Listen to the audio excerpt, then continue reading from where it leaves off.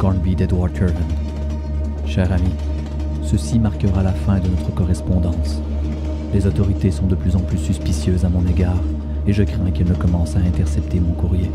Vous brûlerez donc cette lettre immédiatement après l'avoir lue.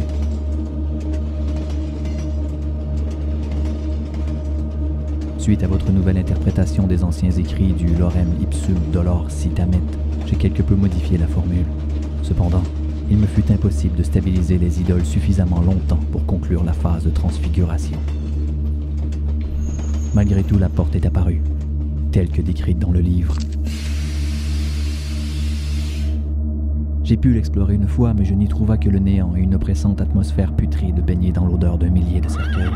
J'ai vite refermé ce passage sans intérêt.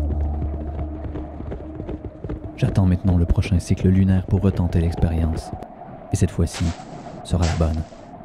Je peux maintenant décrypter le sous-texte du manuscrit. Je commence à comprendre et même ressentir cet autre monde qui m'appelle. Je vois des choses. Je suis près du but.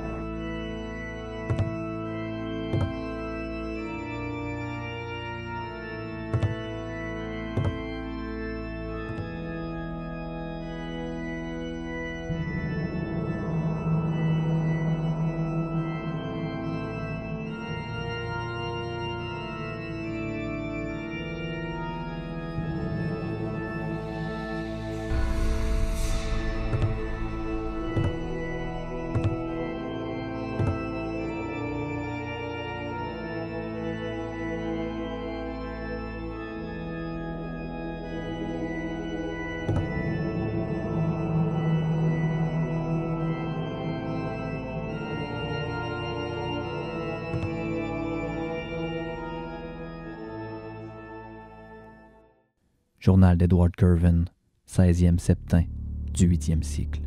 Ce soir, moi et Ishmael avons invoqué le portail de nouveau.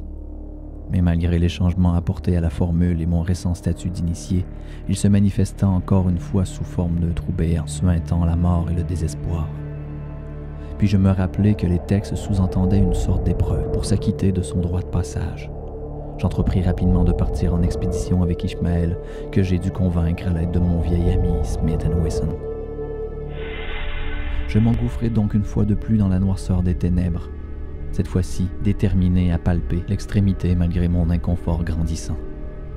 Plus j'avançais, plus l'obscurité se dissipait sous mes yeux, laissant entrevoir les contours biseautés d'une cité déchue. Je n'osais pas bifurquer de ma route, mais la densité de l'air suggérait que les décombres dans lesquels je m'aventurais s'étendaient sur des kilomètres. Après un certain temps, même mon odorat s'était habitué à l'horreur indiscutable qui tentait de pétrifier mes artères avec un succès modéré. Ishmael, lui, ne semblait pas vouloir déployer les efforts pour s'adapter. Puis voilà, nous atteignîmes les abords d'un immense gouffre duquel on ne distinguait ni le début, ni la fin, qu'une hasardeuse petite corniche semblait découper. Je la traverserai, seul. Le pauvre commence déjà à adopter un comportement erratique. Je lui fais rapporter le journal, au cas où.